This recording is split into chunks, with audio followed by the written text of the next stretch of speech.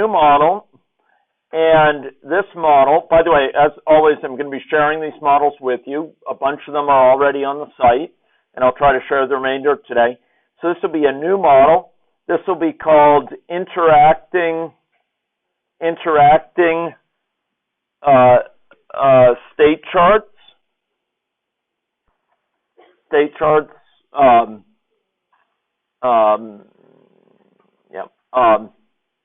Two, and I will call it SK. SK2. Yeah. And I'm going to create a new model. Okay. So, ladies and gentlemen, what I'd like you to do is, with this model, we are going to make it an agent-based model, and each agent is going to be in a specific state with respect to each of two separate conditions. Those two conditions will be diabetes and heart disease. The occurrence of a person in a state of diabetes will worsen the risk of developing heart disease. Shall we do this? Okay, this is going to be ad-libbed by myself, but we'll bear with this. I've done a variety of this, but I'm actually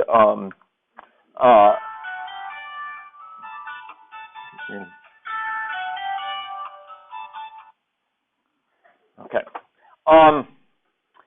Okay, so we're going to add first. So we're going to go to person. We're going to create a person class. This class will characterize personhood. Okay.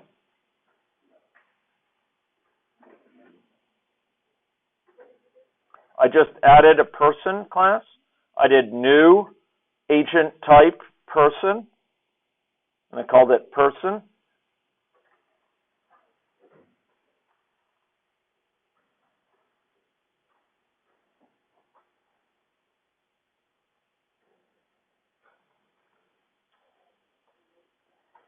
I'd like you to double click on person so that's visible. And I'd like you to go now, and we're going to lend this person an appearance.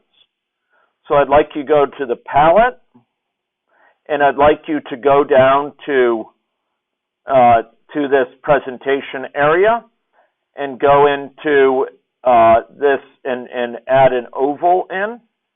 And I'd like to shrink the oval down so that it's only spanning a small area, okay? And it's centered over that line. That being centered over that line will indicate that its logical position will be the same as its visual position. Okay? Okay, now, right. So, ladies and gentlemen, I'm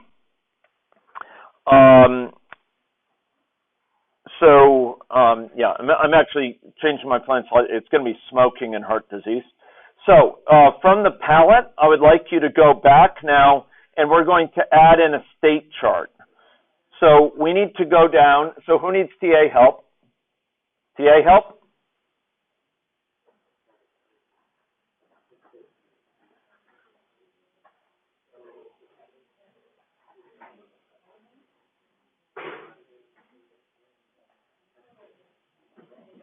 Okay. Okay. Are people ready to go on? Okay. So we added, so what did I do? Let's rehearse it. I went and I added a person. Okay, I'm going to have to speak less because I'm burning out my throat. Let me turn this up a little bit. Okay. Okay. So we just went and we added a person by adding an agent type. Can people still hear me? Okay. Adding an agent type person, and we then double clicked on person. We opened it up. We went to palette and we dragged in an oval. That oval we resized and we centered it over this origin. Can you see that? Okay. Next, I'd like you to go down to palette, and I'd like to drag in an entry point, and this will be called smoking state chart. Okay. I'm looking at the state chart area here, and I'm dragging in a smoking, this state chart entry port for smoking state chart. And I'm going to add a state which will be called never smoker, another state which will be called current smoker, and a final state which will be called former smoker. Okay?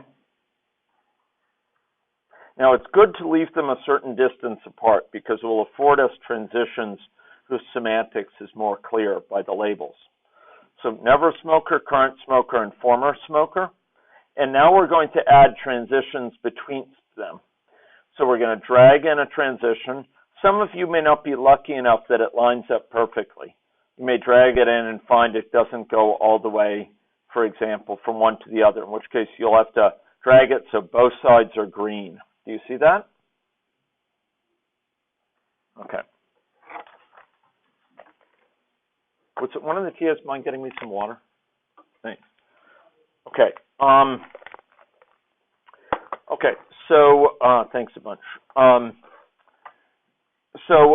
would like to set this to be defined at a rate, and this highlights for us. Notice this is per second. Bad news. What have we forgotten to do?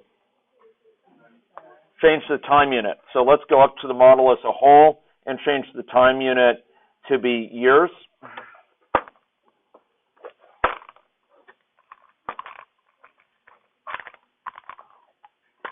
Okay. And I would like to set this rate to be given as a rate of, thanks a ton, sorry for the trouble, to be given by a rate of 0.02 per year. Now, in general, we define this as a parameter that we might set by initiation rate. We might also make this varying by age. We might make it vary according to the number of people to whom this individual is connected who are smokers. But we're keeping it very simple to focus on this issue of interaction of state charts. Okay? Okay. I will now go and in palette, I'm going to add transitions from current smoker to former smoker. Sorry, this first transition we should have named. This is called initiation or uptake, you could call it. We're going to add a transition from current smoker to former smoker that will be called cessation. And that, too, will be a rate. You'll notice that the fact that this is shown as an hour, as a clock, is an indication that it's a timeout. We're going to change this to a rate, and this rate will once again be per year. And this rate is going to be very high, indicating that a person will often try to quit multiple times a year. So I'm going to make it 4. That's a hazard rate of 4. What does that mean? A hazard rate is a probability per unit time. It's a density. It's not just a probability. It's a probability per unit time. What does it mean that to have a rate, a probability per unit time of 4? On average, what does that mean? How long will it be, will they spend in a current smoking state before trying to quit? 3 months. Yeah, that's right. On average. Some more, some less. Doesn't have to be between 0 and 1. Okay?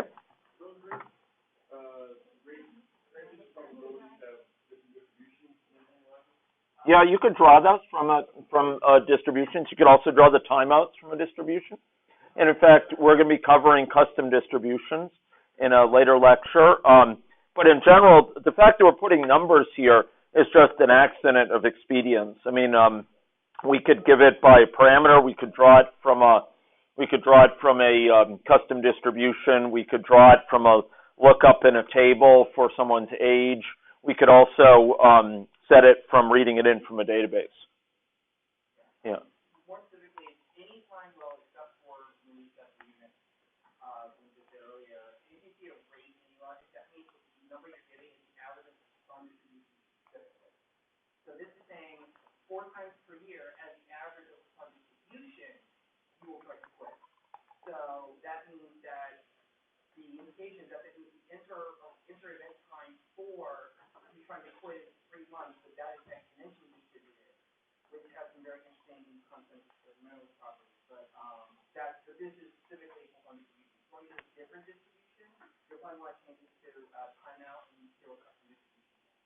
Yeah, well, a key factor here, and I tried to emphasize it earlier, is that this is assuming it's a memoryless process.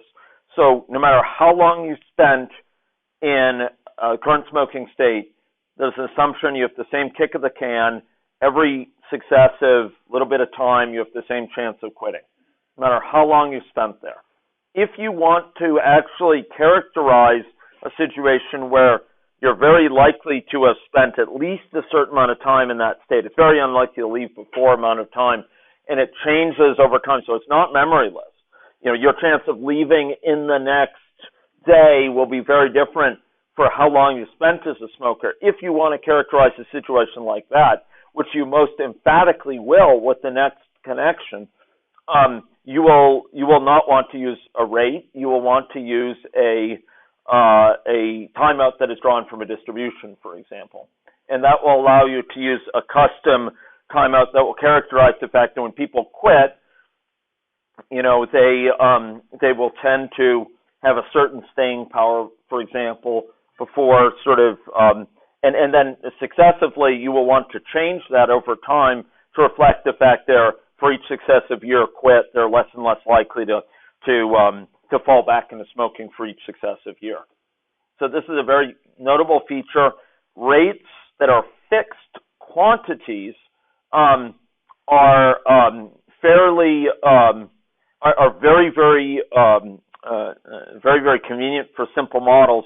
But if you want a model that is very empirically grounded, and not all models will be, but if you want a model like that, if you are shooting for a model which is more textured, because that is the nature of the problem you are trying to solve, then you will typically make use of either a time-varying rate or a rate that varies according to an agent's other properties, or you'll make use of a timeout mechanism to have a non-memoryless process. Okay, so let us now go to set the transition from a former smoker back to a current smoker. And within this transition, we can specify it in several different ways. I have a hankering, based on this discussion, to draw this from a custom distribution. What do you think? You want to do it? Okay. So let's go over, and that's partly driven by a desire to show you additional features within any logic. So ladies and gentlemen, I'd like to show you, if you go up to agent, in a somewhat puzzling sort of confluence of things, you'll find custom distribution under the agent palette. And you can drag it in here. Hey, come on.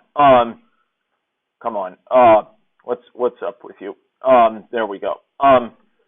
Okay, and so we'll make this relapse duration custom distribution. Okay? It's nice to name things so you know what they are, so when you do autocomplete, it's clear. Often I will leave some indication of what it is, but and give it a nice name for relapse duration. Okay? So I will go, and for this timeout, I will draw it in years from this relapse duration custom distribution. So if you go over there and you say relapse duration custom distribution, you notice we can just call this and draw a value from it. Okay? But now we're going to go and we're going to set this custom distribution. Okay? So who needs help? Okay, so let's go to this custom distribution. And you'll notice that the custom distribution can be set with many options. We can do a custom distribution that's continuous, that's drawn from discrete values, that has different draws from an option list. And we can even, within the continuous, we could specify it with certain ranges, specify the number of observations by a frequency table, or by based on observed samples, as you might do in, say, an MCMC type context. Okay, I'm going to set it to be based on ranges. So between 0 and point 0.08 years, I'm going to set it to be 50. So that's up to about 1 month. I'm going to go set it to be between 0.08 and 0.25. I'm going to be set it to be okay. Very good. Thank you. I'm going to be setting it to 20. This is kind of the relative probabilities of falling in there. Thank you. Between 0.25 and 0.5, I'll set it to 10. Between 0.5 and 1, I'll set it to be 5. And from 1.0 to up to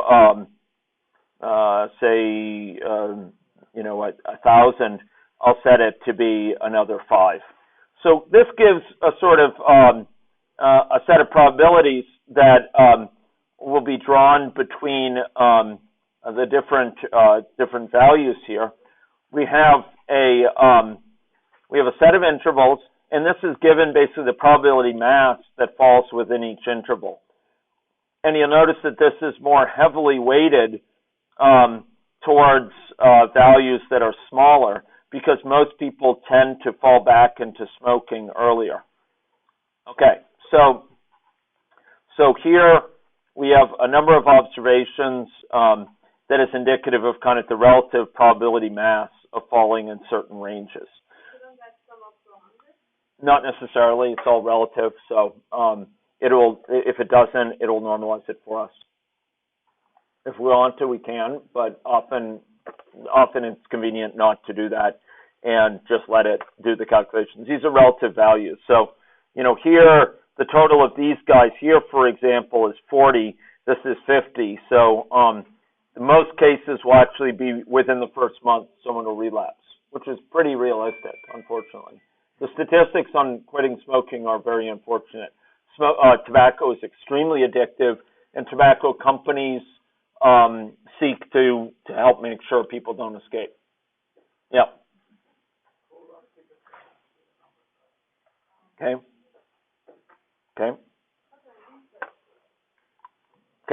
Questions on this? I'm sorry? What was that question? I didn't quite hear it. Did she ask If they should sum up to some particular value, like 100. And the answer is no. They're just relative to each other. Yeah. What does 1,000 represent? Basically permanent quitting. Remember, we're drawing the time how long it will be until they relapse. In years. So this is beyond the... It's just beyond the time. Gandalf lived that long. That's right. Indeed. Yes. So, click on this thing. Yeah, so I just called this. Yeah.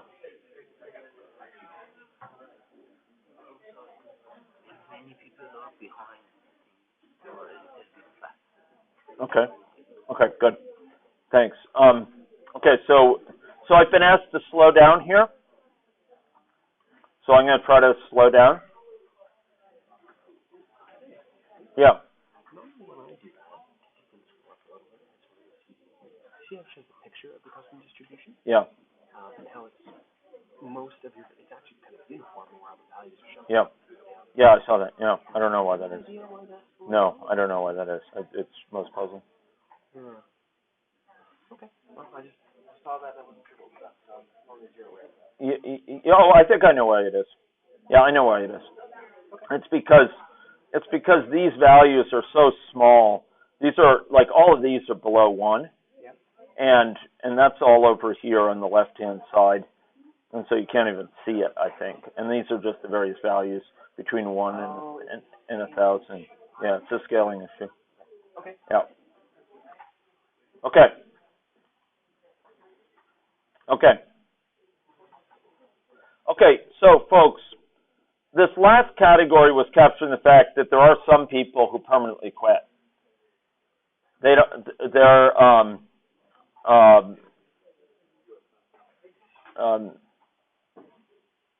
sorry, excuse me.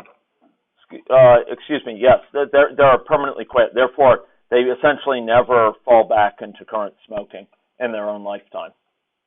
Okay. Okay. So, ladies and gentlemen, are you ready to go forward? Who would like me to stay a little bit longer with this? A little bit longer? This data is? Okay. So I'm defining a custom distribution here. And the custom distributions can be defined according to a variety of mechanisms. In this case, I'm defining a continuous distribution, a distribution over a continuous value. I want to draw values that are continuous, how long it is until I relapse. Okay? How long it will be until I fall back into current smoking. And this custom distribution is going to specify the likelihood that a given value lies between different points. You could think of this as kind of characterizing a histogram of possible values. So there's a certain likelihood that I will relapse within the first month. That's essentially what this is, 0 to 0.08. It should be 0.0833 repeating, but within the first month. This next one is sort of from 1 month to a quarter of a year. Yes, time. So I'm drawing.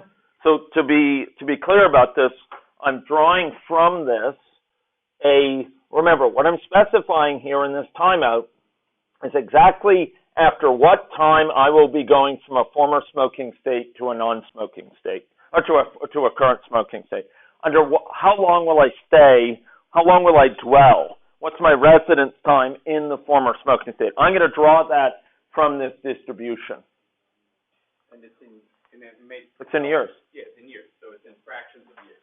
That's correct. It's in fractions of years.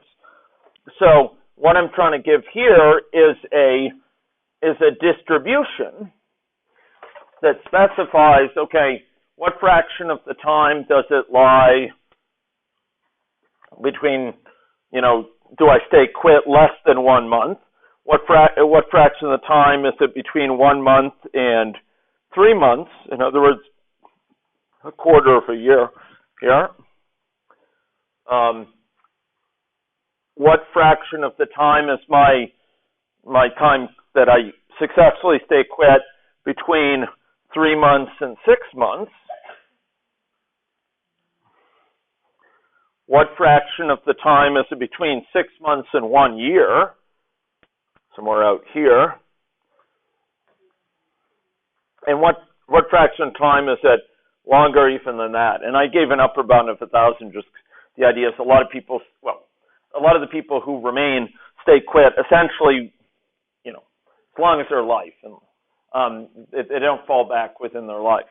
So this is characterizing an empirical distribution, as might be noted from data, like in the Surgeon General's report. They used to have good graphs like this as of 15 years ago, and I think even today in the 50th anniversary Surgeon General's report to celebrate the 50th anniversary, the first Surgeon General's report on the dangers of smoking, they had some similar information in it. And this sort of data is empirically available, and you could plug it into a custom distribution like this. Yes? The number of observations as a person?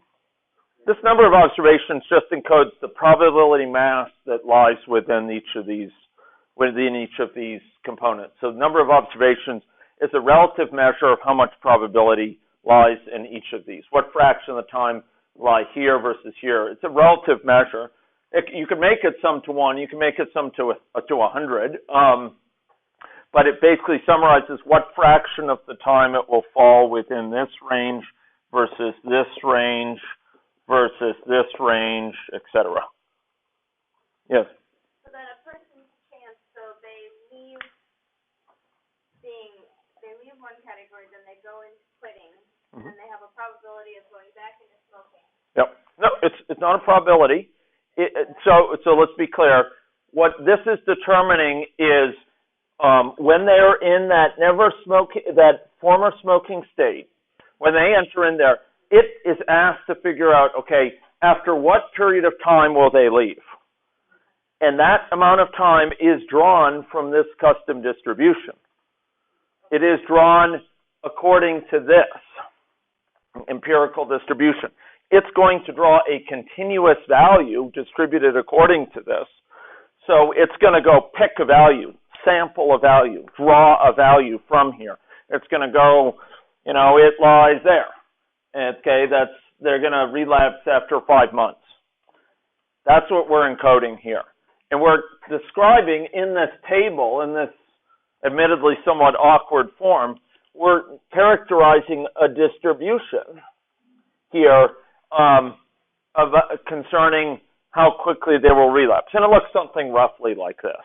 And then they go up, and then they can come back into it, and then a new number is... Correct. So, this could be critiqued. You could say, well, look, someone who spends a long time quit one time is probably a highly motivated individual that's going to spend a long time quit the next time. And you're drawing them considering them independent, drawing them independently. Maybe there should be some function of their kind of commitment or their awareness of the importance of quitting. And I won't dispute that. But the goal of this model is not to, I did this based on people's interests. So I said, okay, what the heck, I'll go do this. I didn't put a lot of thought into this. And this model is not meant to sort of shed light on that issue. But it is meant to shed light on interacting state charts, which we'll be seeing, but we have yet to get to. So I want to make progress. Yeah. Okay.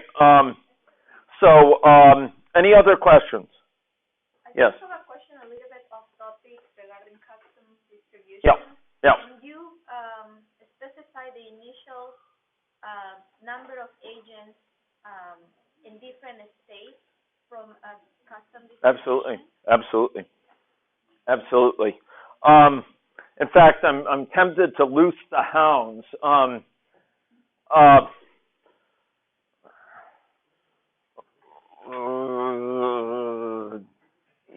Okay, I could do it in about 5 minutes. We could distribute people among these states initially according to a custom distribution. Do you want me to do it?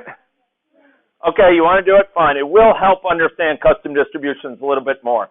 Okay, I'm going to teach you 2 things then. I'm going to teach you about custom distributions over discrete quantities, over option lists in particular, and I'm going to teach you about using option lists.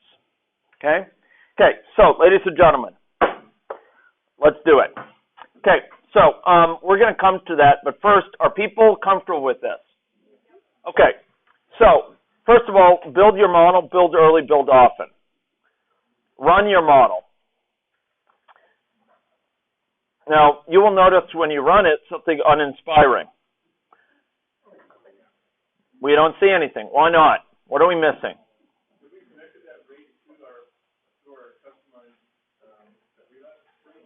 We actually did. So if we see this, here we called it drawing from that distribution. We drew a value from that distribution there for relapse.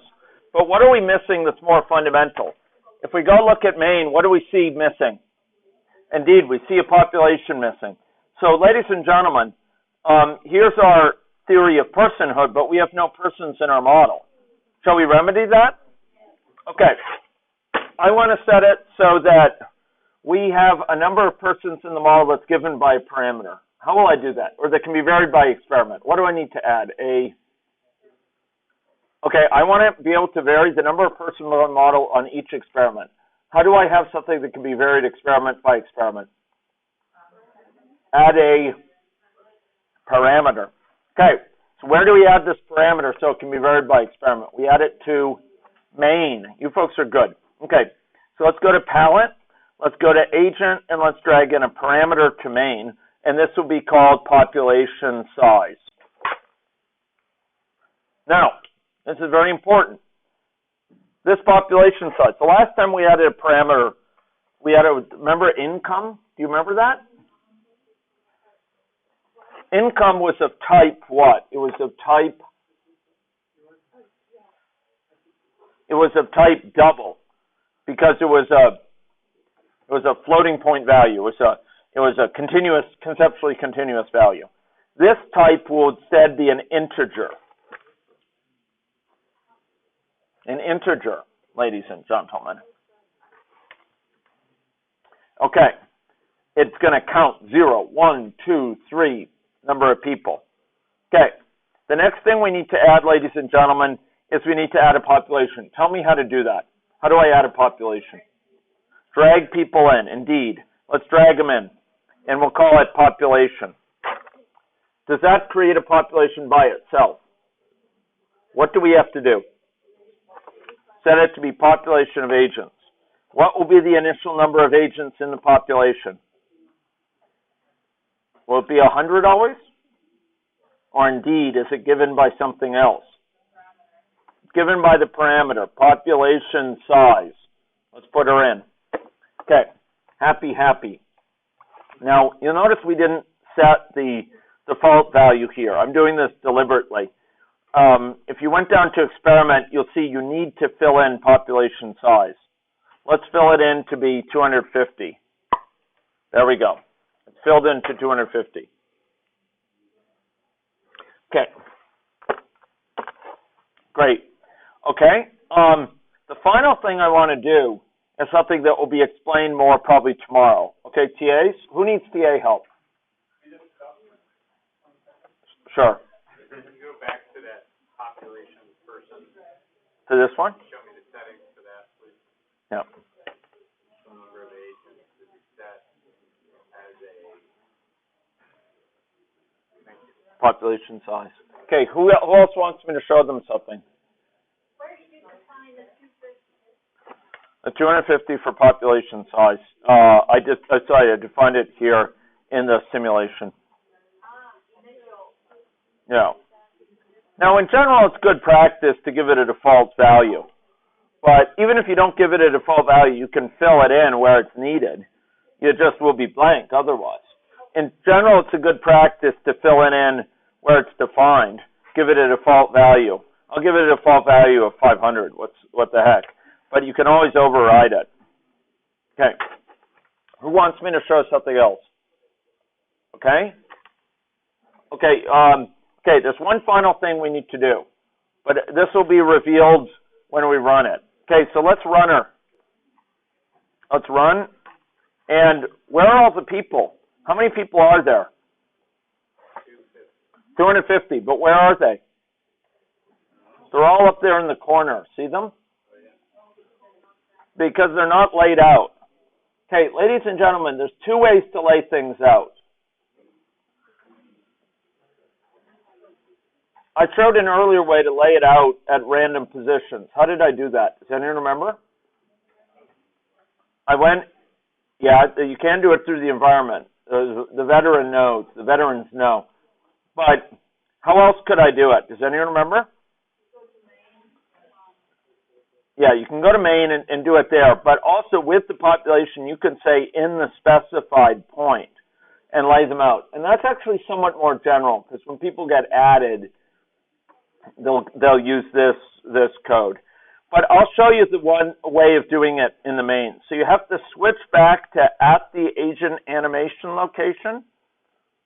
And then, ladies and gentlemen, you'll go in main.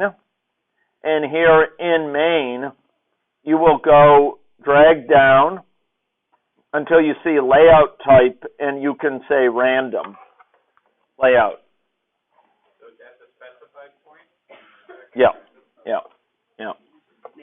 To clarify something for a minute. Yeah, sure. So there's a lot of people. No, not in the specified, in the animation location. Yeah.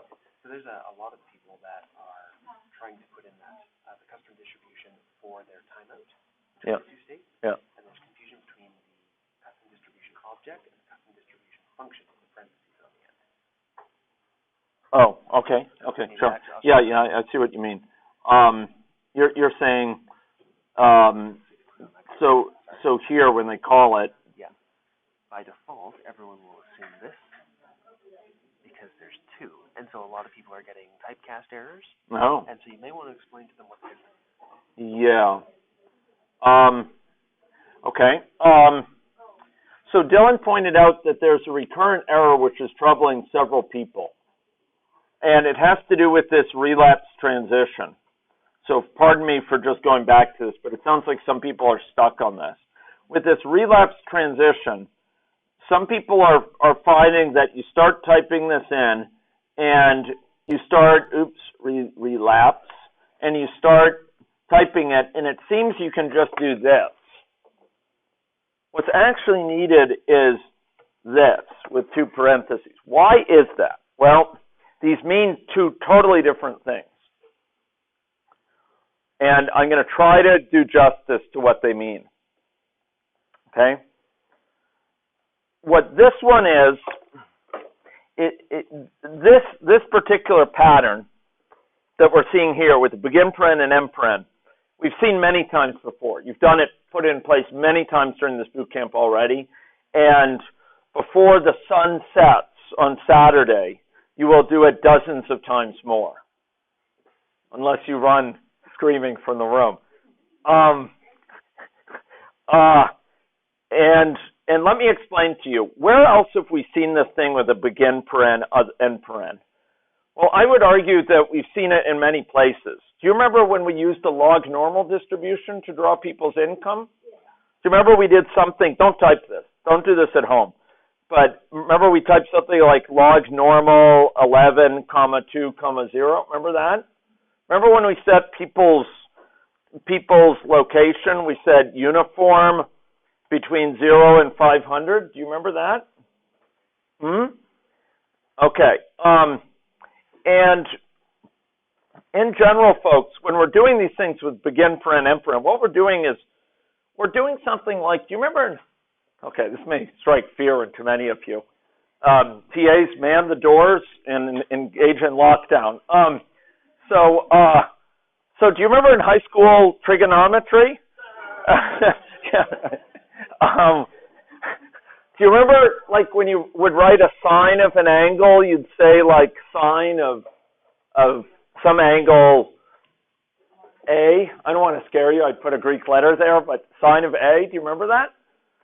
Maybe it'll be sine of 30 degrees. Do you remember that? Remember that? Yeah. What we put in the parentheses here was what the information sine needed to do its job. It needs some information to determine the sine of an angle. It needs to know the angle, right? To do its job, to return the value to you that you're seeking, it needs to know some information. And you put that information in the parentheses. You were comfortable with that in high school, were you? Well, okay, maybe that's an overstatement. But the idea is we use parentheses to give information to a function. We needed to give sine some information to do its job. And the things we've just been seeing are just generalizations of that. So this log normal of 11 to 0, all I'm doing is I'm giving it some information to do its job. What is the character of that information? Well, that's indicated by this. It's the log mean, it's the log standard deviation, the minimum, as specified here. To do its job, it needs to know this information. It will, if you give it that information, it agrees to give back to you a value that's a draw from a log normal distribution with these two parameters and with this being the minimum value. Does that make sense? So, are you comfortable with that idea? Okay, that's our log normal. Let's go see uniform. These are just two arbitrary examples, but they're the sort of exemplars of what we're doing. So we're going to do uniform 0 and 500. And if we do this, we'll find that there's a lot of them, but if we press enter, we're giving it this one, and it needs to do its job to give you a uniformly drawn value within some range. It needs to know some information about the range. It needs to know the minimum and the maximum. Does that make sense? And if we give it that, it will give back those values. It's kind of like a contract. You give it that information, it will give you back the value you need. So it needs some information to do its job, just like sine needed some information to do its job. Here it needs more than one angle. It needs a couple pieces of information. Are you comfortable with that? Okay. So let me give a generalization of that. With uniform, we had two values we gave it. With log normal, we gave it how many values? 3 values. There are times where a function needs no information to do its job. You'll just say, do this thing, and it says, yes, ma'am, and it just goes off. It doesn't need any information. And for those cases, what do we put? What do we put if that function is named fn? What do we put? We put a begin paren, end paren. Doesn't need any information. You just call off to it. It says, hey, function, give me your information. And it says, yes, ma'am. And it gives back that information. So, ladies and gentlemen, when we call this, we are actually just calling it. It's just something like sine that doesn't need any information to do its job, this thing here. It just gives us back the information, the draw from that distribution. You notice it gives back a double precision value here, relapse duration, custom distribution. It gives back a value in return. Now, that's a good thing. The fact that we can do that lets us draw a value from that distribution. That's a great thing. And there's actually many other cases of this where we'll call a statistic and it will do its job. It doesn't need any information.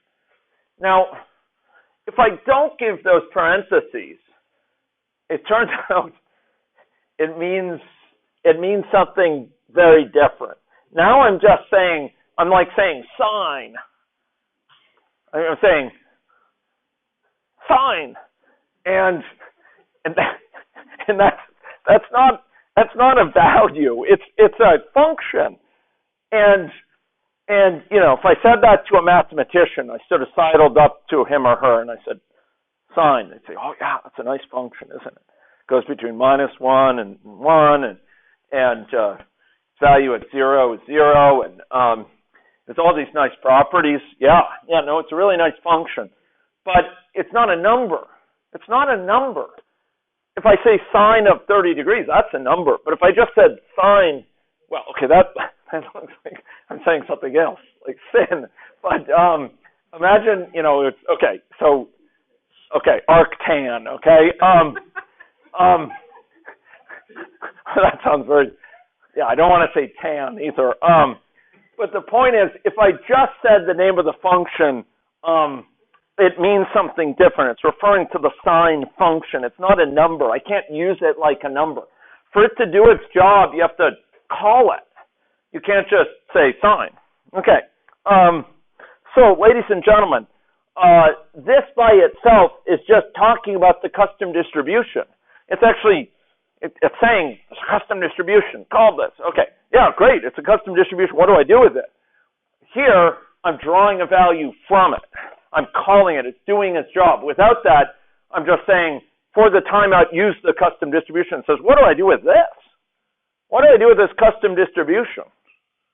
I need a number to do my job for the timeout, and you're giving me this big thing, this distribution. I don't know what to do with it. I know, you didn't think computers were that dumb, did you? But believe me, they're that dumb. They're that dumb. Does that make sense? So, yeah, you know, if you told an engineer who's working on a house, you know, they say, okay, you know, they're figuring out the forces on your rafters, and they say, what's the sine of 30 degrees? And you told them, sine. They'd say, you know, that doesn't help. And so it is with this. It says that doesn't help. So what would happen if we did that? Watch this. So first of all, if we do say that, it's a happy camper. If we don't say that, if we just put this, watch it be an unhappy camper. It'll say errors, cannot convert from a custom distribution to the double. It says, you gave me a custom distribution. I don't know how to turn that into a double precision value. I don't know how to turn it into a number. I'm giving up. Go, I don't understand your model. That's what that means. That's what this problems window means. The problems window is like a good friend. It tells you when you've got things a bit out of whack and you need to improve things. Well, it's telling you something's off with your model. I don't know what you mean, and you need to draw that value from the distribution. Okay? You need to draw a value from it. Does that help at all? I'm sorry for the trouble. I'm sorry computers are that dumb. I'm sorry to inflict this on you. We're working at improving languages so you can specify these things more easily, but right now there are lots of ways that things can be a bit frustrating. Okay, so ladies and gentlemen, let's go. By the way, you notice even after I fix this, it still says that it's an error. Build early, build often, and now it says it's a happy camper. A build completed successfully. Okay? So, ladies and gentlemen, I went back to main. I set a population size. I had the population given by that population size. I left this, placed the agent at the specified animation location. I went to main, and I dragged down, and I chose the layout type to be random. This is not my preferred way of doing it, actually. My preferred way is to explicitly draw their location from a distribution. This is fragile when you add agents to the population, but I wanted you to know about it because there are times where it's perfectly adequate. So in main, drag down to the area called space and network, and here in network in layout type, set it to be random. So now if we go run this, what should we see? What should we see? Okay, good. Okay. We're working up. We're working up. Time is a-fleeting. So ladies and gentlemen, what I'd next like you to do is I'd like you to set the person's color to be, and this is going to teach a more general lesson. I'm doing this for a reason because we're going somewhere with this information. Ladies and gentlemen, I would like to set their color of their oval to be given according to their state. So we're going to have never smokers be green. We're going to have current smokers be red. And we're going to have former smokers be yellow. Okay? How am I going to put that into place? Riddle me that, based on that model you saw earlier. A variable called color. Excellent. It's not the only way, but it's a way that will suit our purposes most emphatically upon this occasion. So we're going to add a variable called color.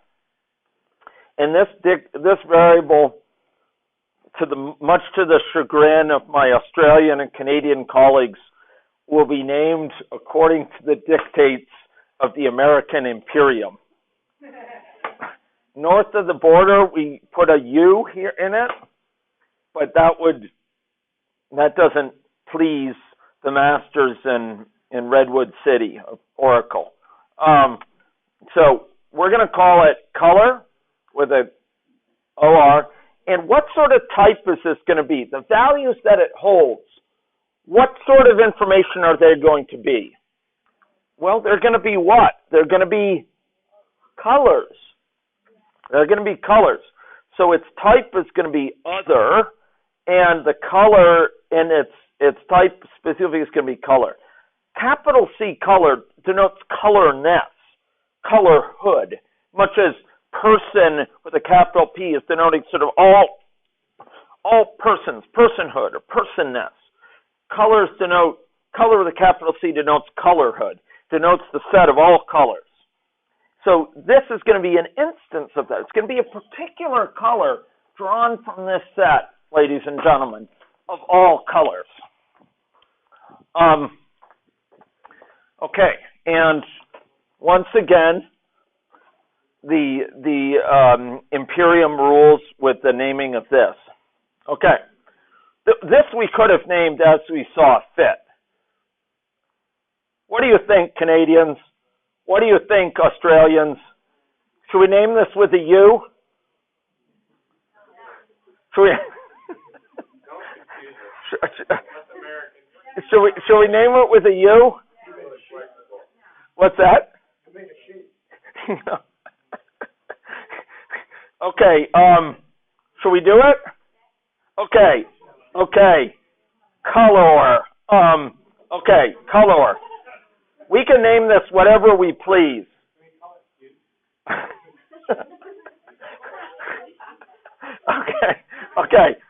Okay. Color. Okay. Look, you name the class. We'll name the variable. Okay.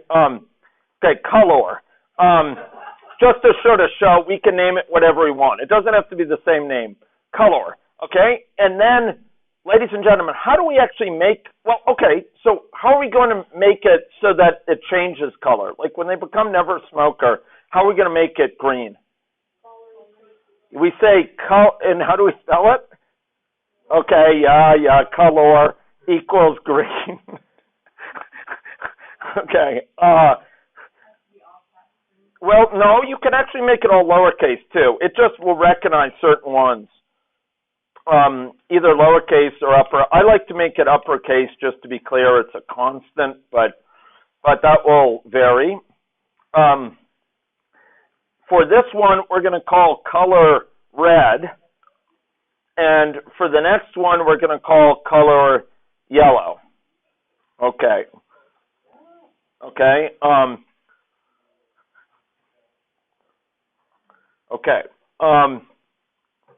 Color equals yellow. Okay. I hope I'm not introducing fiction into the crowd. But we've had to live with so many boot camps with color, COLOR. It seems fitting at least one time. And it does demonstrate they can be named independently. Not everything has to be done according to the dictates of the American Imperium. Do you agree, Jeff? Well, okay. Yeah, there is a Russian. Okay, yes, there are many.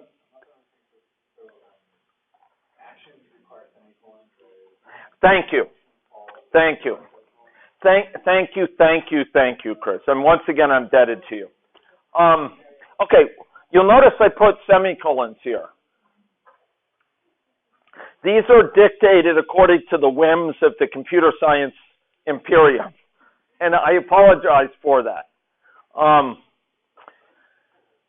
But they are dictated in a certain situation. We have put, on many occasions, we have put in formulas that are used to calculate things. Take a look at this. Here's a .02. That doesn't have a semicolon after it, right? Where else have we put in this information? We put it in here. This doesn't have a semicolon after it. We put it in here. This doesn't have a semicolon after it. We put it in over in Maine. Over here, within the population, we had a formula here for what size of population. We don't need a semicolon. When do we need a semicolon? When do we not need a semicolon? There is a very simple rule. The rule is this. If you are computing a value, if you are giving a formula that computes a value, that just returns value, you do not need a semicolon. If you are giving a command, you are saying, do this. Not calculating value, but saying, do it, you need a semicolon. This is what is a command. It's called technically in Java a statement. And it's saying, do this thing. This is not meant to return a value. It's saying actually perform an action. So you need a semicolon after it. If you are simply calculating a value, doing a formula, you don't need a semicolon. Semicolons are following statements, they're following commands, they're following imperatives. Do this thing. Perform this. And for those cases, we need semicolons after it. Color equals green. Color equals red. Color equals yellow. All of those must be followed by semicolons by the dictates of the Java Imperium. Okay? Are people revolting yet? Okay. Okay. You've seen worse? Okay. Okay. My condolences. Okay. So, ladies and gentlemen, what is missing? If we run this, will we see people change color? Why not? What's missing? What nexus haven't we specified? Yeah, well, okay. We haven't yet made the oval change according to color. The oval is white right now. We've said nothing about its color. So let's go to the oval and let's change its fill color to be given by what? Color. Darn right. Okay, to be given by color. Okay? Okay. Okay. That's great.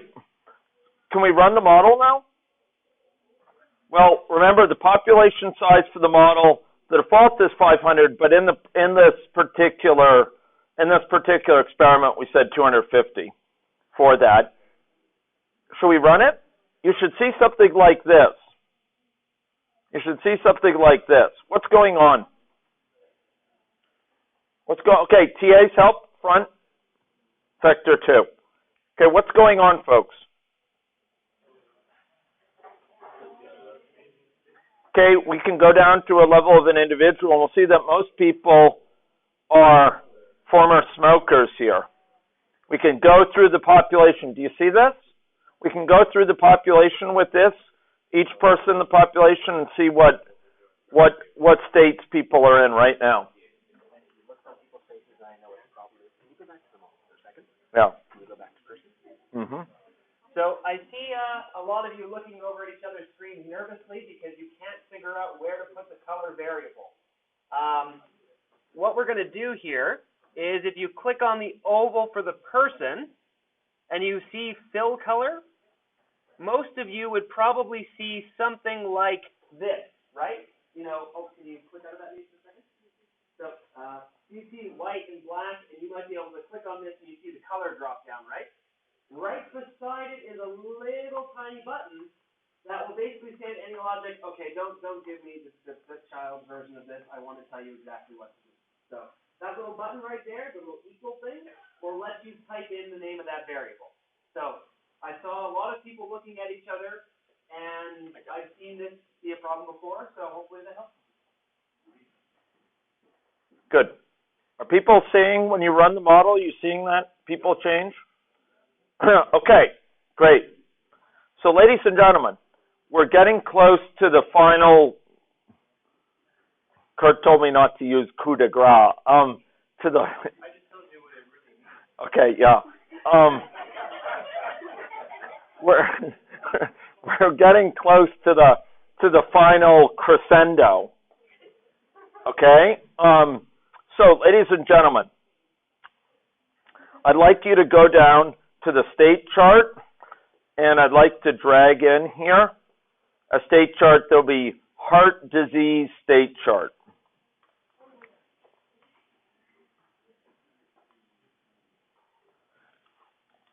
Okay, and I would like to drag out,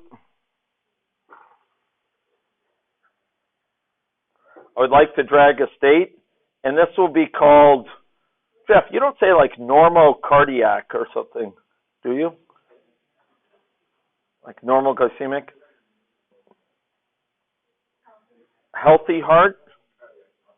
Normal cardiac function? Sorry?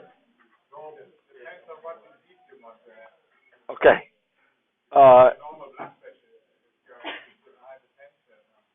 Okay. Okay. Okay. Maybe I'll say no heart disease. What? No CHD. Okay. No CHD. I like that. Sure. And then we're going to drag a state in that is CHD. So coronary heart disease. And we'll have a transition between them, which will be called developing CHD. Developing CHD. Okay. Now, notice something, ladies and gentlemen. I didn't note earlier, but should have. Ladies and gentlemen, you'll notice that when we add a transition, in general, its name is not shown. So we have to click it to make its name shown here. We have to click Show Name. So I'm going to go do that for each of the transitions so that we show the name neatly, and then I'm going to drag it into position. Okay? So here, developing CHD, I'm going to drag it down. Now, this developing CHD it'll be given by a rate. And I will drag in, and this is coming close to the crescendo that Kurt wanted named properly. So we're going to drag in here a parameter called CHD hazard. Maybe I'll call it, I'm unclear how to name this. I'll call it CHD hazard. Okay, like that. CHD hazard. It'll be a double precision value, and our developing of CHD will be contingent upon the CHD hazard. Okay? It'll be given by a rate, which is given by the CHD hazard. Okay? So what did I do? Let me rehearse it again. I went to the palette. I went to this state chart. I dragged in an entry point.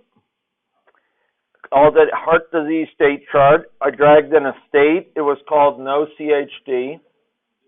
I dragged in a state called CHD. And I dragged in a transition between them called developing CHD. I also went for each of these transitions and turned on their name so that we could see their name by clicking on each of them and choosing show name accordingly. And I maneuvered it into an aesthetically pleasing location.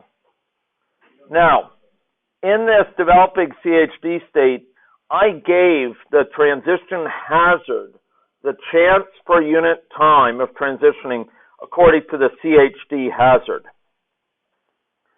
Now, in the crowning sort of crowning crescendo of the afternoon, you will tell me how I can have the chance of developing CHD vary according to someone's smoking status. In other words, if we want their chance per year of developing CHD to be different if they are a never smoker, a current smoker, and a former smoker, how could we have the risk of developing CHD on a per year basis depend on their current smoking status? What could we do? And how do we do that? Where have we done something like that before? Have something changed? Sorry? Yeah, like color. Remember that? With color, remember we changed it? Hopefully you weren't all fuming because of the naming. But you'll remember, maybe it makes it even more vivid, that remember we put in these assignments, these commands, change color.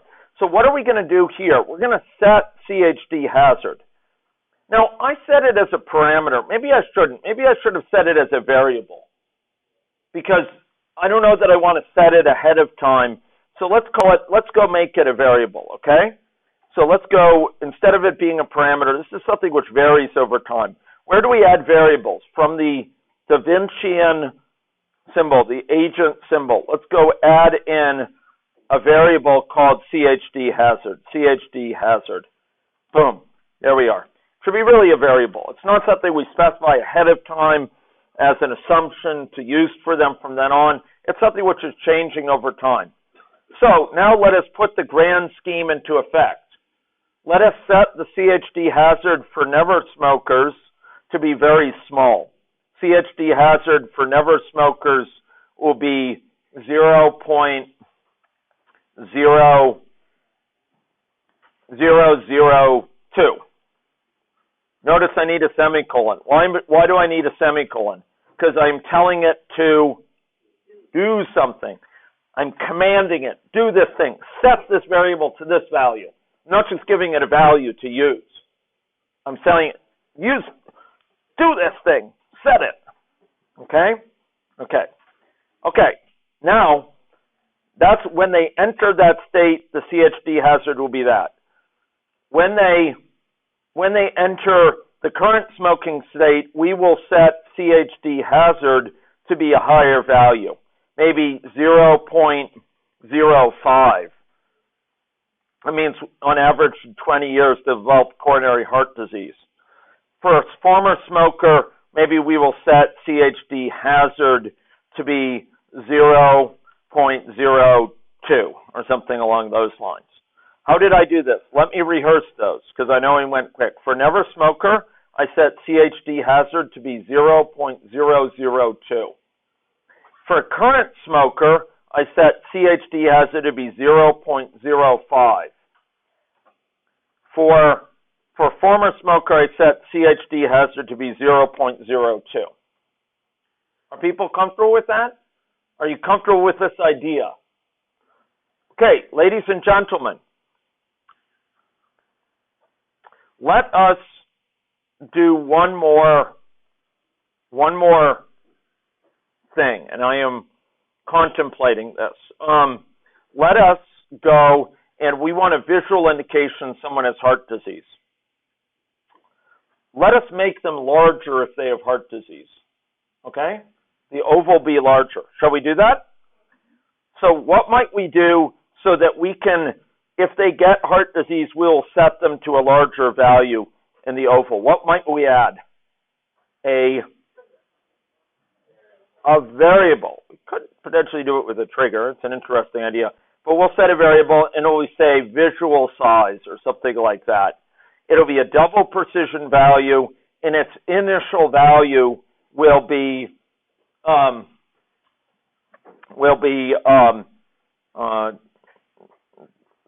20. Okay, 20 pixels. Probably we should say instead of size, visual radius. So it'll be the radius visually of this person, and it will be it'll be size 20. Okay, ladies and gentlemen, this will be the visual radius, and how are we going to hitch that up to their depiction? Well, we need to go to the oval, right? It's going to be that, and you'll notice that the radius is set there. Okay, who needs TA help front? Sector 2 front. Okay, who else needs TA help? The TAs are deploying. Okay, ladies and gentlemen, so we set a visual radius to be 20. Are people okay with that? Okay, TA front, sector 2, sector 1. Bring the cavalry in. Okay, the cavalry needs to be summoned. Code red, sector 1.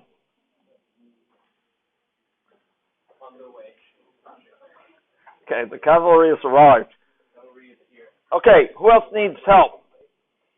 We added visual radius.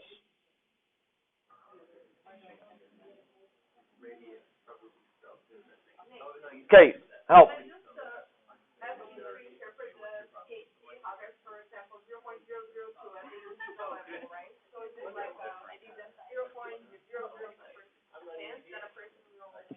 per year. So it's a probability. It's a hazard rate. So it's a continuous. It's expressed as probability per year. It's a continuous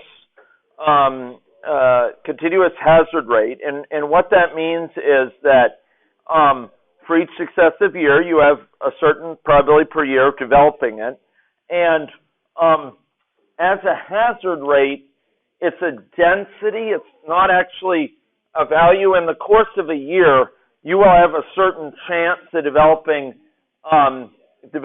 heart disease. That's actually not precisely that number. It's 1 minus e to the minus that number. It's exponentially distributed residence time, and you have for each little, it's a Poisson departure type process, and so you will have this probability of remaining, this probability of leaving within the course of a given year for each success, if you consider the year as a whole. But it's a hazard rate in a classic biostatistical sense that we compute in a survival analysis or competing risks analysis. I don't know if that's a helpful comments. Yeah. Okay. So, ladies and gentlemen, we added a visual radius, and how are we going to set a person's visual radius to be different for each of these states? Hello? Yeah, I'm teaching. Yeah. Okay, that's pretty good. Okay, well, I'll talk later, probably. Okay, so ladies and gentlemen, in this no CHD state, we will set visual radius to be equal to 20. And in this CHD state, we will set it to be equal to, in this CHD state, we will set the visual radius to be equal to 50. Finally, what do we need to do to make that radius operational, to actually realize that, to turn it into a visual representation? What do we need to do? We need to put in the oval. So we have to go to the oval, we have to scroll down, and you'll notice where it says radius here. Can I just put it in here? Can I say visual radius? What is it? Why is it saying that? What do I have to do? Yes, we have to change it so it's one of these things. Now, one of the things that's rather painful is, you'll notice it still is an unhappy camper. It still has this thing, an X there. It seems unhappy, but it actually looks, it's only unhappy. It's okay. Okay. So you want to do it? You want to run this model? Build early, build often. It seems to be a happy camper. So let's build this thing. Okay? Okay. So individuals here are, oh, why did this person turn? What's going on?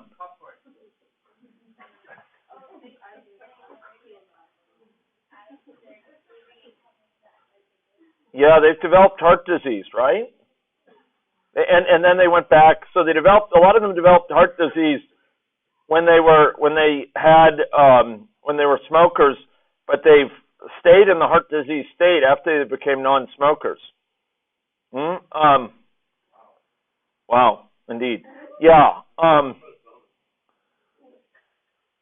So some people develop some people develop heart disease who are not smokers, but most are either current or former smokers.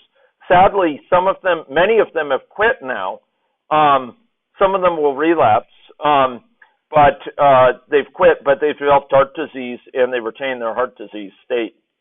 So, ladies and gentlemen, here we have interacting state charts, do we not? We have these state charts interacting. Through what mechanism do they interact? Sector 2, middle. Through what mechanism do they interact? Through this variable, right? The CHD hazard is set to be different in each of these states here. Each of these states here yields a different CHD hazard, which then influences their moving here.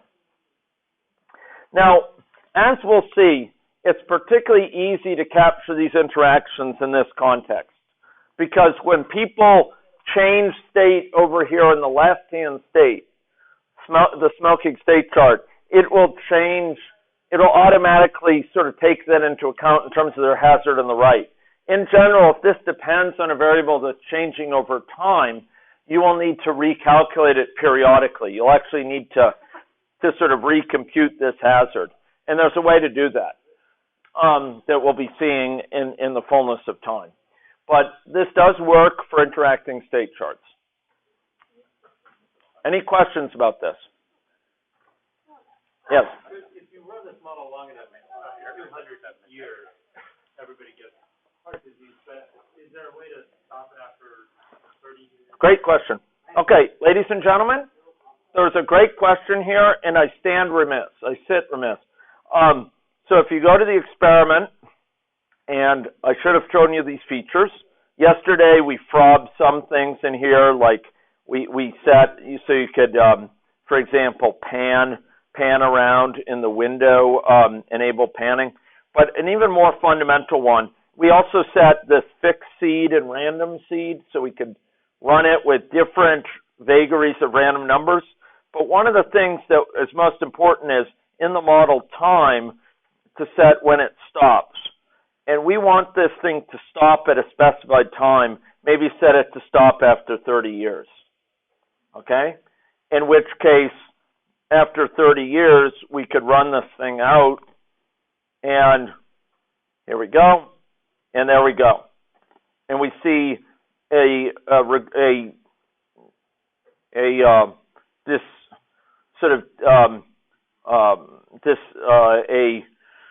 disturbing predilection of those who are current or former smokers in terms of their the burden of heart disease. Yes. Is there a way to save out the simulation of that? Yes, we'll be talking about that. Yeah. Is there a way to save these things out? Most emphatically. There's many ways, and we'll be talking about several of them. Okay. So, ladies and gentlemen, we've seen many things here. There's just one thing that remains by acclamation.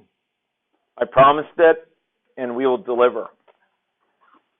And that goes back over an hour, where I was asked to put in place a custom distribution which would divide people up between states initially.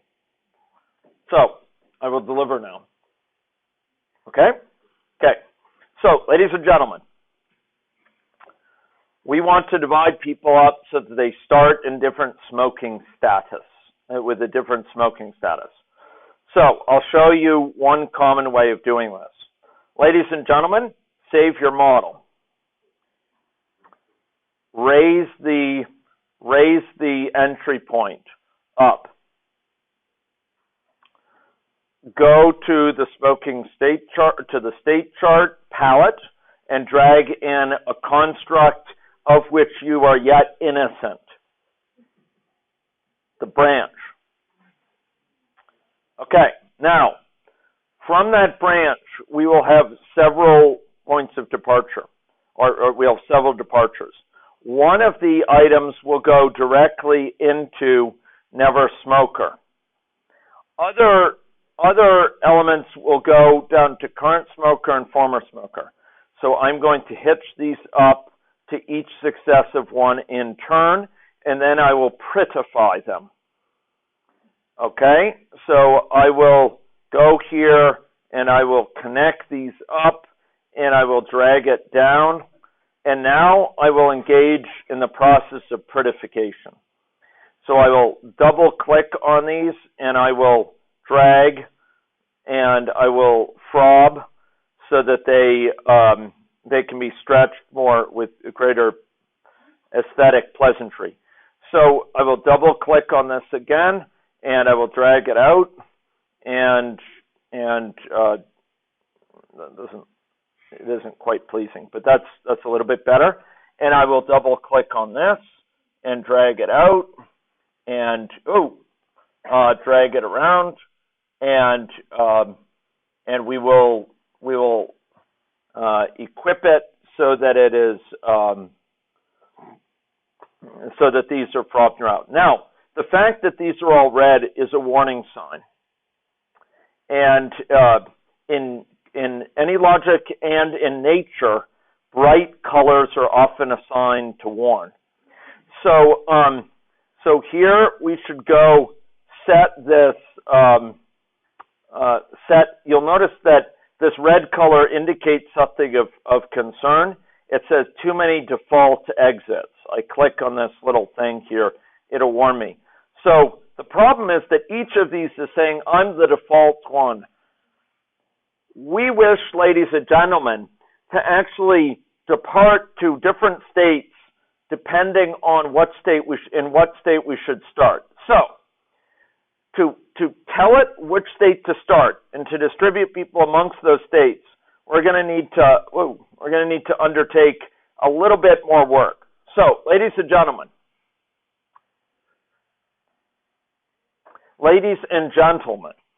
I would like you to go to the project, and I would like you to add something you have never added before. I know, maybe about half the class is saying, oh no, not one of these.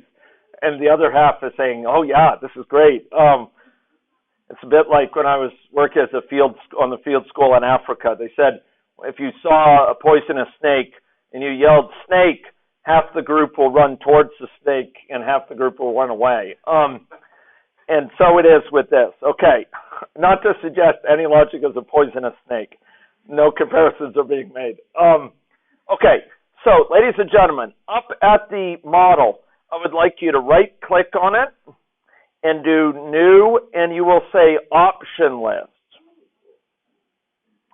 And this is going to encode a set of categorical labels from which we will draw. And so I will say Initial Smoking State.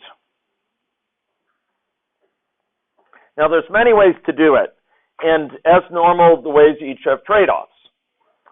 This is a way that I consider least bad. It's not too bad, and it's fairly quick. So, ladies and gentlemen, I added an option list called Initial Smoking State. I'd like you to click on that so it's in the Properties window. And we are going to list the categorical names that we will consider. And these will be the names Never Smoker State, Current Smoker State, and Former Smoker State. You might use an option list to also include someone's sex, male or female, to encode ethnicities, Caucasian, African American, Hispanic, Asian American. Those could be encoded in an option list as well. Yes, Jacqueline. Is it important to name them something different than the variable or the names that already exist in the model? Like we have something called never smoker, and we're naming this never smoker state. Does that matter? That we wouldn't want to give it the same name? You're to be congratulated for spotting a subtlety that I wasn't going to mention unless I had to. I'm indeed doing that because there is a way to avoid doing that, but it could introduce some confusions, and so I thought I'd steer clear of it by giving them unique names that wouldn't cause confusion.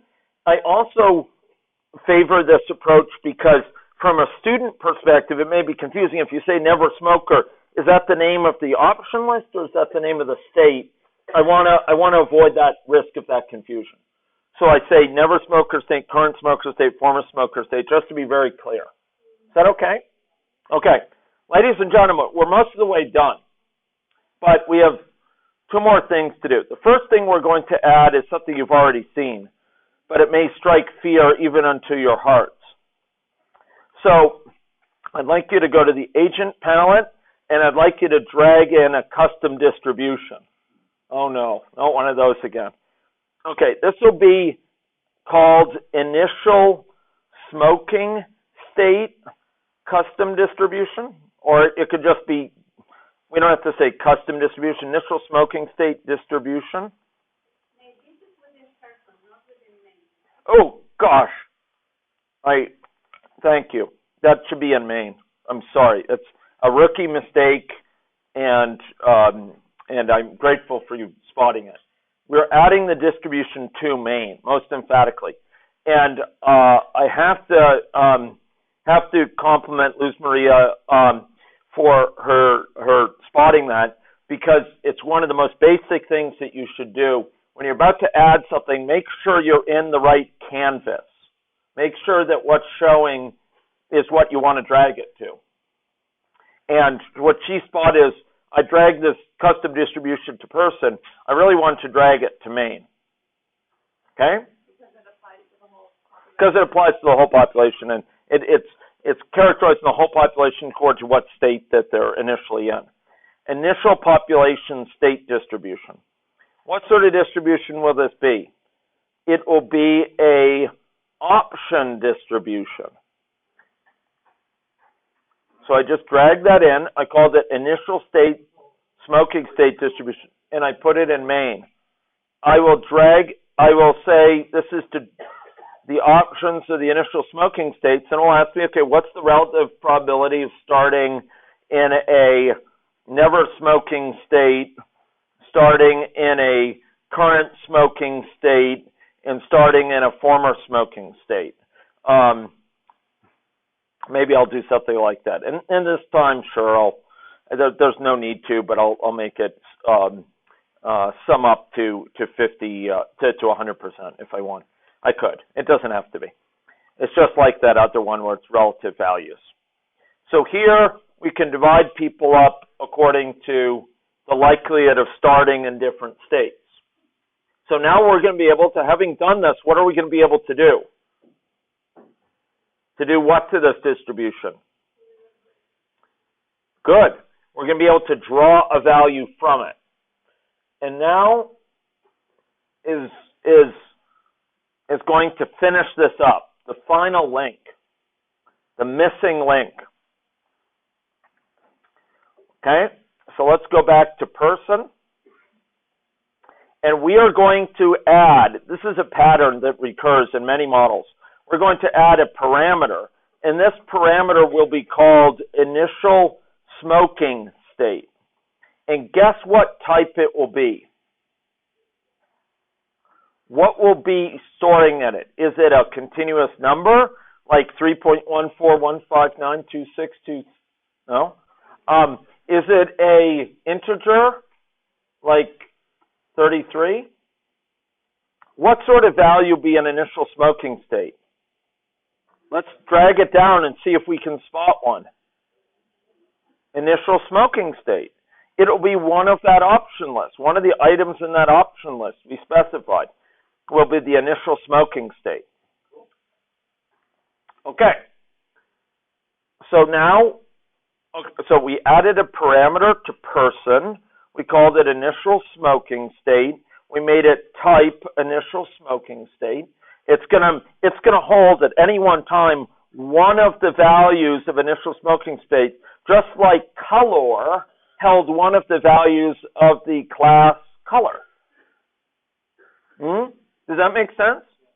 So at a particular time, this variable will hold a particular color. At a particular time, initial smoking state will hold a particular value from initial smoking state, from this thing. Do you remember that? Where we said never smoking state, current smoking state, former smoking state, will hold one of those. You can imagine a sex parameter, which will hold a specific sex, male or female. An ethnicity parameter that holds a specific ethnicity, right? Yeah.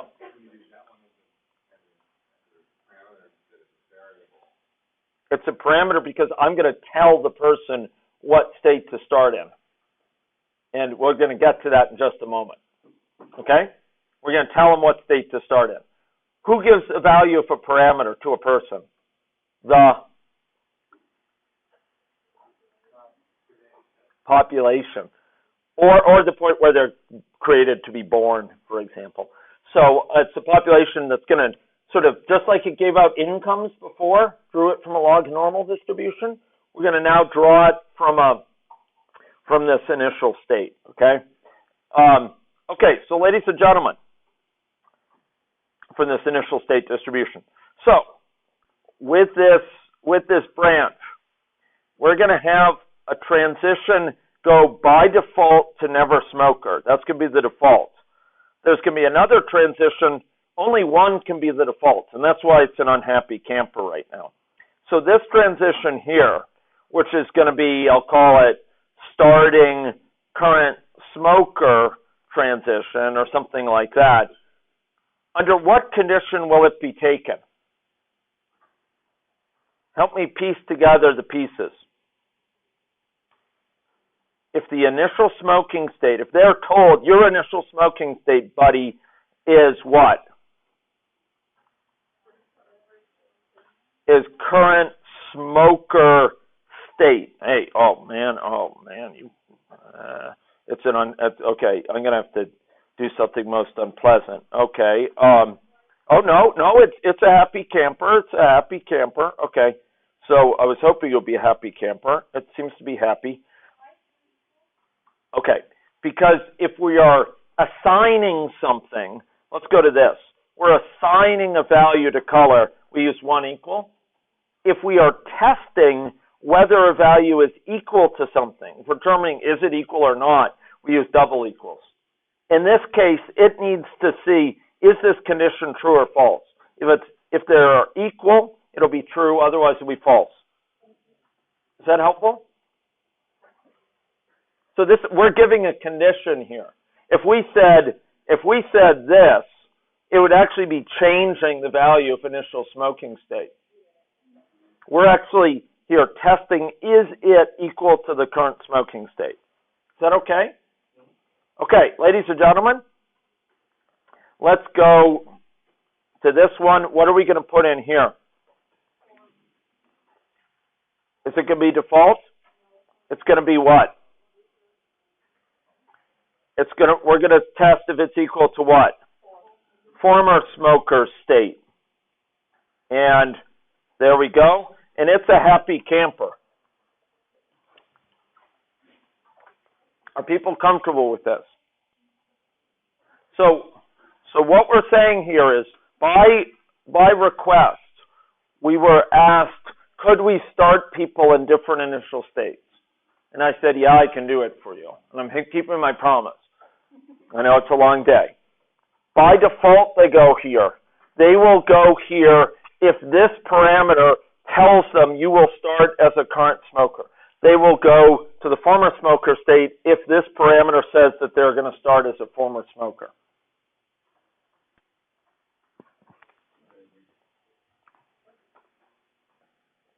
Okay. Okay, TAs, prepare for deployment. Sure.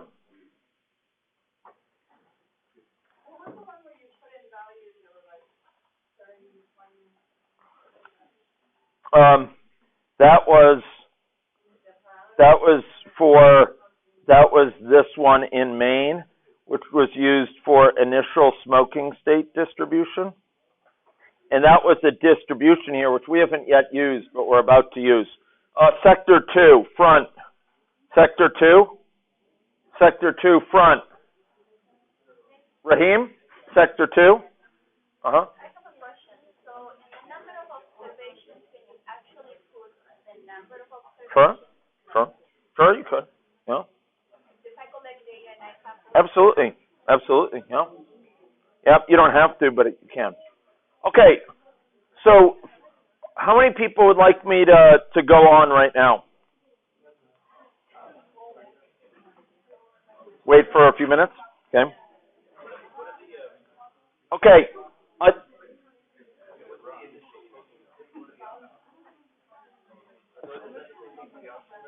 It says the option list. So Kurt, it's never smoker state, current smoker state, former smoker state.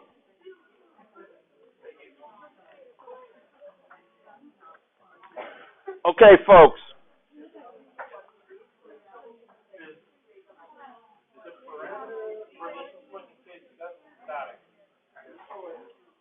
The parameter is static. So folks, I'm going to try to explain this because there are a couple things I'm putting into place just to accomplish this task. It's a single conceptual task. It's a single job we're undertaking here. We are having people start in different smoking states. What are the different steps that I'm undertaking to accomplish this? I will enumerate them. I will enumerate them now. Number one, I introduced an option list called initial smoking state. This characterized the set of possible initial states in which someone could start with respect to smoking. It's an option list. Do people remember that? Okay, that's step one. Step two, I added a parameter which is going to tell a person in what state they should start. And it is going to hold a particular value. What are the set of all values it could hold? Well, it's values from initial smoking state, this thing. It holds one of those three values from this initial smoking state. It is going to hold a particular value for a particular person. That's going to be one of the values specified here.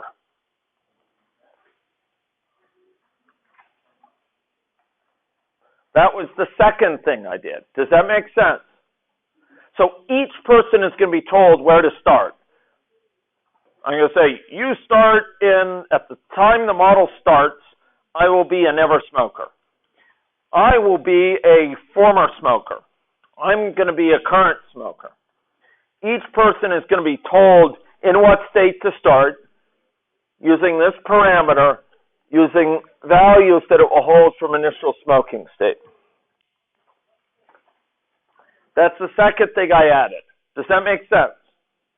Each person will be told in what state to start. The third thing I added was I added a custom distribution that says how many people start in one state or in another state. What fraction of people? So I added that to main, and I drew people from this distribution. That was by request. I drew it from this distribution. So the idea is, I specify what fraction of people start never smoking, current smoking, or former smoking. That's a distribution. Now, within person, in order to have this parameter have effect, I need to actually divide them up into different states. So when they come in and they come into existence, they need to know which state to start in. It's given by initial smoking state, but they need to be forced into that state, to kind of be routed to that state. So I added this branch. By default, they go to never smoker, but if they are to start in current smoker, according to this parameter, they go to current smoker. If they are to start in former smoker by this parameter, they go to former smoker. Wow. Okay. And then there is one final component. The component that Kurt would not want to call the coup de grace, with which we'll finish this exercise. And then you may rest. Okay, ladies and gentlemen, the final thing I have to do is to do what? Is to go to the population and draw from that distribution. To set each person's initial smoking state as drawn from the distribution. And how do I do this? This is the essence of simplicity. This is not a trick question. This requires nothing more than you have seen before. But it has been a long day. So what do I type for their initial smoking state? Remember, if I wanted to set their income to be drawn from a log normal distribution, I'd say log normal 11, 2, and 0. If I wanted to draw it from a uniform distribution, I would draw from a uniform distribution like that. What do I want to put here? Initial smoking state distribution, begin paren, ag paren, because it's a function. We don't want to give it a distribution. We want to give it a number. We want to give it a number drawn from this guy here. And that, ladies and gentlemen, completes the exercise. We are petitioning any logic. We are seeking any logic. We've advised any logic to simplify this process. So it's very, very easy to start in different states. And we don't have to go through all these mechanisms. Putting in place an option list, putting in place a parameter, putting in place a custom distribution, putting in place a distribution within a person's state chart. It's a little bit involved right now. Those all have to go together, about 4 pieces. Just like that, all for this one job. Question? Conceptually, if you're pulling not from an option list, but you're pulling from like a CSV file. Totally. You basically are just substituting in the process for the option, and everything else is the same. Right. What you'd be probably doing is, so the question was, if you wanted to draw these values not from a custom distribution, but from a CSV file, from a database, or from a file on disk, or whatever, what would you do? Well, right here, you would have something that kind of looks up in that file and reads the value for a person, for example. First 1,000 cases. That's right. Yeah. That's right. And it would successfully, and you might call that person, you can actually use index for, like, I'm person 0, I'm person 1, I'm person 2, and each would read from the appropriate row of the spreadsheet or something. Okay? Okay, ladies and gentlemen, let's start this thing. Let's start this thing, and let's finish it off. Okay, you notice what happens in the beginning. Let's slow her down. Let's slow it really slow, and we'll run it. And what's going on at the beginning that's different? Yeah, there are 3 colors. Why is that? Because they're starting in different initial states. Okay, ladies and gentlemen, may I rehearse that whole thing again? I wanted to do a simple task conceptually. I wanted to divide people up about where they start in terms of initial state for smoking. To accomplish that right now, most regrettably, it involves 4 types of mechanisms for what we're doing here. The first mechanism is encoding in what state to start. There's actually a way to avoid this, but it's the most unpleasant, it's the most dangerous and unseemly thing, and I refuse to countenance it. So this is the clean way to do it. You have an option list encoding list. Second of all, you have a parameter that's going to tell each person what state to start. Thirdly, you have a mechanism when they come into that state chart, they branch to each state according to the value of that parameter. Fourthly, you may want some mechanism that determines in what state a given person starts. Here we have a distribution that is the distribution over option values according to an option list, and it specifies what fractions start in different states. The net result of it is that we have an initial population that is starting not all in a never smoking state, but they instead are starting in a variety of other states, a variety of states at the initial time. And that is what we're indeed trying to accomplish. Okay? It's been a long day. Okay. So, any questions on this exercise? I tried to be responsive to the many requests. I've tried to incorporate custom distributions over initial states, tried to implement them. I've tried to put into place mechanisms that will go and have interacting state charts and have those state charts influence each other, in this case through a parameter. And I've tried to put in place mechanisms that would allow us to summarize the the population visually as well. Yes, Chris.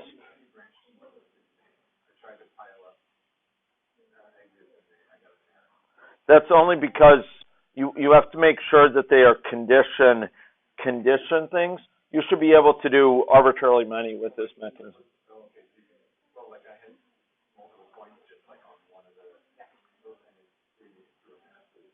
It shouldn't. I could show you one that has a couple dozen. Yeah. Okay.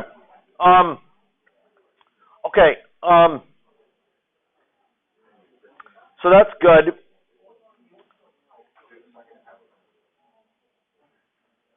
Maybe I will do one final thing here. Ladies and gentlemen, I'd like you to go to main. I'd like you to go to population.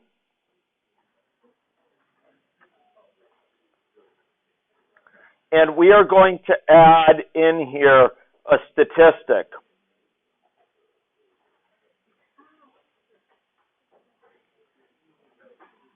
We're going to add in here a statistic that will count up the number of people with heart disease. Count CHD. So I went to, in main, I went to the population.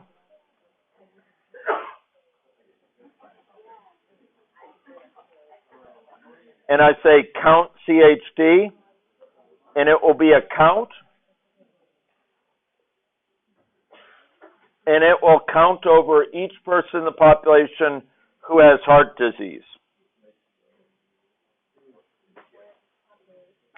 Now, I will do this in a way that I wouldn't use for my own model, but it will suffice for now.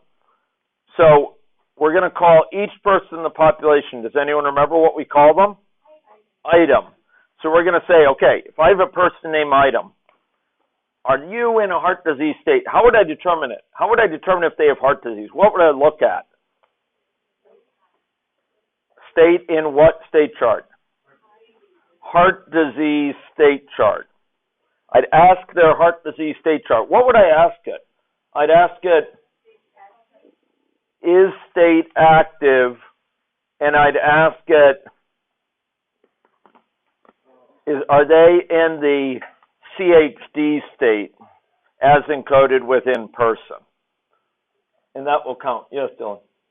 So two of us, we were talking about this in recent versions of any logic. You can say item dot in state and just give it state. Oh, okay. Sweet. I mainly put this up because I think is state active is about and you still have some person dot, et cetera, as you expect, but the point is I think is state active is about how the verb is getting deprecated. Oh, okay. As a function. Okay. So in state is much cleaner because you don't have to say what state you're looking in. So. Yeah, that's pretty nice. Yeah, I got to say. Okay. Item dot in state. Not bad. So item dot in state, are they in the person dot CHD state? So it knows which state chart to look at? Yeah, it figures out it. Basically, it will keep track of what if they're in a CHD state, and it can only be one called CHD, and it will keep track of it. Yeah. Okay. So, ladies and gentlemen, if we run this model, and you go and you look at the population here, you should see a count of those with CHD that's changing over time.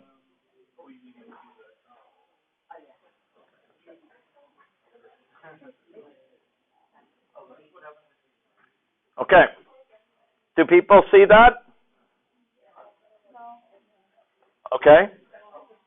So you have to go to the population and click on it. So what did I do? Let's rehearse this. All I did is I went to population. I went to the statistics area. I did a plus to add something called count CHD. I left it as a count, and the condition was item.inState to be person.chd. You have to make it visible, or you think it'll just show up? That's right. It'll show up. So having done that, I can then go run this. And then I just go to population, and we should see this count CHD. Dylan, do you want to go help here?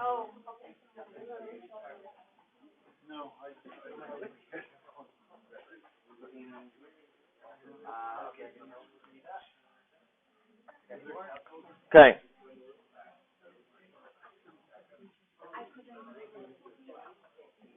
Okay. So what did I do again? I went to population. I pressed plus under statistics. I typed the name, count CHD.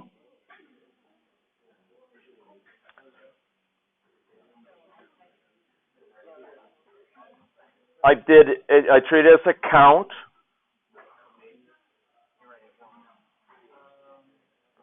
And I put the condition item.instate and item.instate person.chd. Oh, that's the most unpleasant thing. Okay. Okay. I'll try to put it up on the big screen. Oh man, look at that. I know where that came from. Okay, let's not look at that. Okay, let's get rid of that, and this is what I have. Question. So because that is a random seed, if you run this several times, it'll come up with different numbers. That's right. Over time. Yeah. Can you run this 100 times and come up with this? Yeah, we'll be seeing that. Okay. Yeah. Okay. Are people, does anyone want me to show something else from this model so you can just get up to the final state here? Does anyone need me to show something? I did. Okay, great. So the question is, where do I actually see that, results of that statistic? There's many places you could do it, but I showed it here by running the model and clicking on the population. You can see it. You can see all the statistics for the population shown updating here. Is that helpful? Yeah, okay. Now you could also build a chart and call it in the chart and have it displayed. But okay, any other questions that people want to see about how I did this? This will be in the folder within minutes of that. You can go look at it if you want to do so. Okay? Any questions? Okay? Any final questions on this? Okay, we're going to break, and then we're going to go to our projects, and I'm going to circulate, and Jeff will circulate on the projects. Okay, so I'm going to go put this in the set of models from the boot camp so you can download it, and I will begin uploading the videos for the day.